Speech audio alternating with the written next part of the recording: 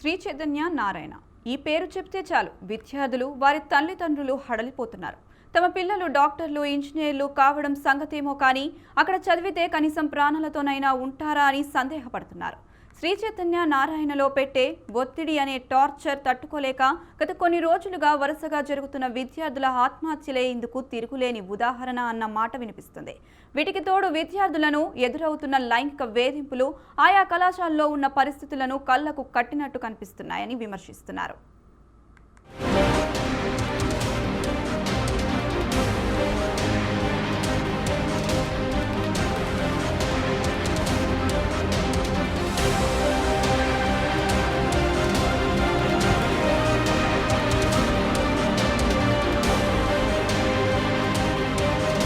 కళాశాలల యమపాశాల శ్రీ చైతన్య నారాయణ విద్యా సంస్థల తీరు చూస్తే ఇదే మాట ఇప్పుడు గట్టిగా వినిపిస్తోంది.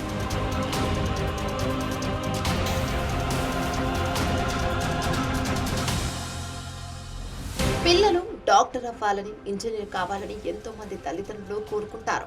సరిగ్గా ఈ ఆకాంక్షలనే క్యాష్ చేసుకుంటున్నాయి శ్రీ చైతన్య నారాయణ విద్యా సంస్థలు. 10వ తరగతి పూర్తి కాకుండానే పిల్లల తల్లిదండ్రులకు ఫోన్లు చేస్తూ అరచేతిలో వైకుంఠం చూపిస్తుంటాయి మాత్రమే. అందుకే వీళ్ళు ఏం చేస్తున్నారంటే ప్రతి సంవత్సరం కొన్ని లక్షలు పోసి చదివిస్తున్నారు పేరెంట్స్. పిల్లలు చదువుతారు, వాళ్ళ భవిష్యత్తు బాగుంటుంది అంటే మానవుని జీవితానికి విద్య అనేది ఉత్తమ జీవితానికి సోపానం లాంటిది. కాబట్టి ఏం చేస్తున్నారు పేరెంట్స్ని, మా పిల్లల్ని బాగా చదివించాలి, ఒక ఐఏఎస్ని చేయాలి, ఒక ఐపీఎస్ని చేయాలి, లేకపోతే ఒక ప్రభుత్వ ఉద్యోగిని చేయాలి, లేకపోతే ఒక సాఫ్ట్వేర్ ఉద్యోగిని చేయాలి అని చెప్పి కలలుకంటూ ఆ పిల్లల్ని వాళ్ళు కష్టించిన సొమ్ములు 80% పిల్లల కోసం ఖర్చు పెట్టడము, లేకపోతే వాళ్ళకు ఉన్నటువంటి పొలము ఇల్లు ఏదో ఒకటి అమ్ముకోనైనా ఆ పిల్లల్ని చదివిస్తున్నారు. కానీ అక్కడ పరిస్థితులు మాత్రం వేరే విధంగా ఉన్నాయి. అదొక మాఫియా. అక్కడ ఎంత దారుణంగా ఉంటుందంటే అసలు మానసికంగా పిల్లలు కృంగిపోతున్నారు. అసలు బాత్రూమ్లలో వాళ్ళ బాధను రాసుకోవటం ఏంటంటే ఎంత దారుణం చెప్పండి.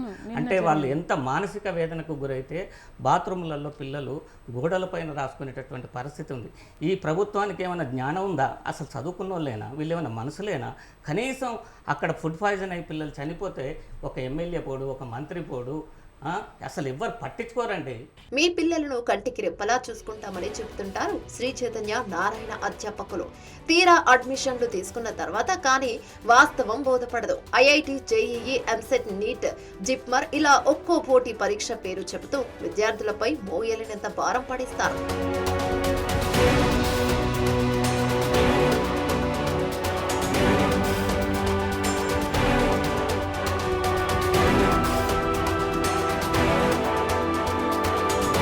ఇవన్నీ తట్టుకొని విజేతలయ్యే వారు ఉంటారు. కానీ ఆ శాతం అతి కొద్ది మాత్రమే. మరి మిగిలిన వాళ్ళు తమ క్లాస్మేట్స్ తో పోటీ పడలేక, లెక్చరర్లు పెట్టే టార్చర్ భరించలేక, మాటలు పడలేక, తోటి స్టూడెంట్స్ ముందు తల ఎత్తుకోలేక నలిగిపోతుంటారు.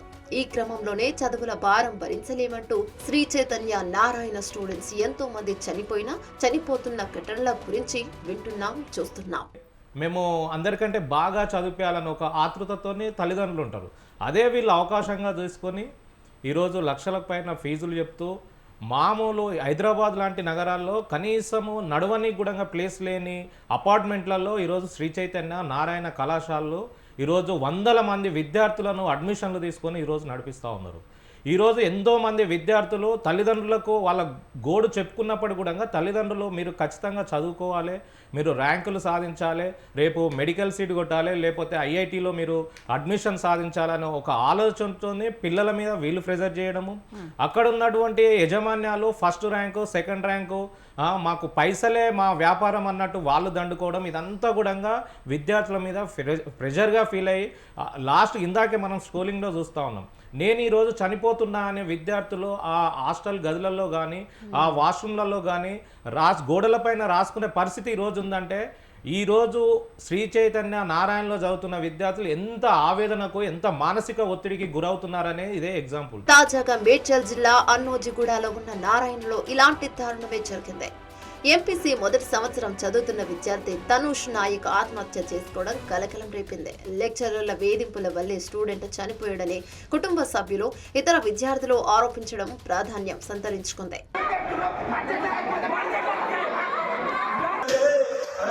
Yeah.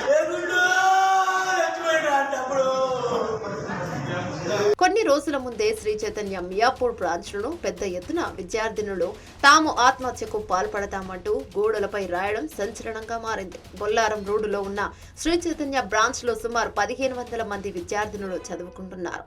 చదువు విషయంలో ఎదురయ్యే ఒత్తిడి, కాలేజీ అధ్యాపకులు పెట్టే టార్చర్ భరించలేమంటూ చాలా మంది విద్యార్థినులు వాష్రూమ్ గోడలపై పెద్ద ఎత్తున రాయడం సంచలనాన్ని సృష్టించింది. అసలు శ్రీ చైతన్య విద్యా సంస్థలలో ఏం జరుగుతోందన్న అనుమానాలు రేకెత్తిస్తోంది.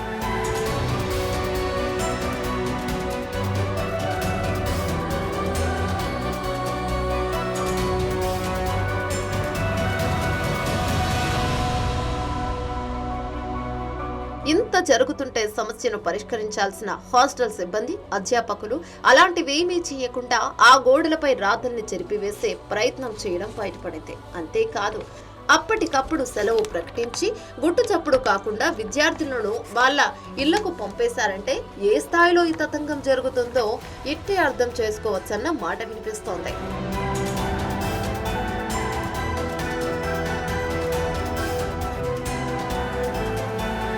ఇవి మచ్చుకు 1-2 మాత్రమే. ఇవి కూడా తాజాగా చోటు చేసుకున్న ఘటనలే. శ్రీ చైతన్య నారాయణలో ఇలా జరిగే ఆత్మహత్యలకు లెక్కే లేదన్న విమర్శలున్నాయి.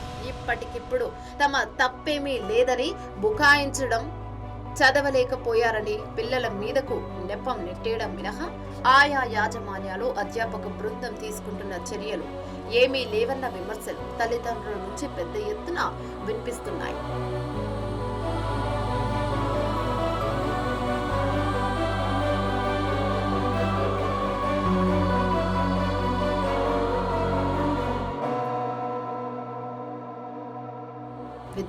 విద్యార్థుల ఆత్మహత్యలే కలకలం రేపుతున్నాయి అంటే కొన్ని చోట్ల లెక్చరర్ల లైంగిక వేధింపుల ఘటనలు మరింత ఆందోళన కలిగిస్తున్నాయి. తాజాగా మదినాగూడ శ్రీ చైతన్య కళాశాలలో కెమిస్ట్రీ లెక్చరర్ బాగోతం బయటకు రావడం సంచలనంగా మారింది.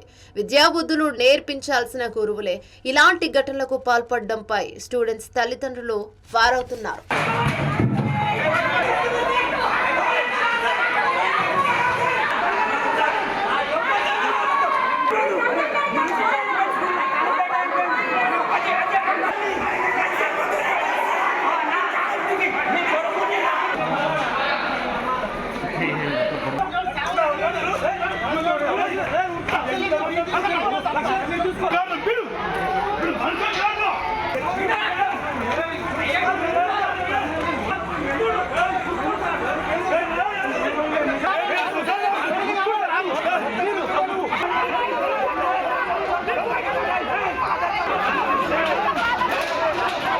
ఇలా చెప్పుకుంటూ పోతే అత్యున్నత చదువు పేరుతో శ్రీ చైతన్య నారాయణ కళాశాలలో జరుగుతున్న దారుణాలకు లెక్కే లేదన్న అభిప్రాయం వ్యక్తమవుతోంది. ఇప్పటికైనా ప్రభుత్వాలు స్పందించి ఆయా కళాశాలల్లో జరుగుతున్న ఆకృత్యాలకు అడ్డుకట్ట వేయడంతో పాటు బాధ్యులను కఠినంగా శిక్షించేలా చర్యలు తీసుకోవాలన్న డిమాండ్ స్టూడెంట్స్ నుంచే కాదు, వారి పేరెంట్స్ నుంచి బలంగా వినిపిస్తోంది.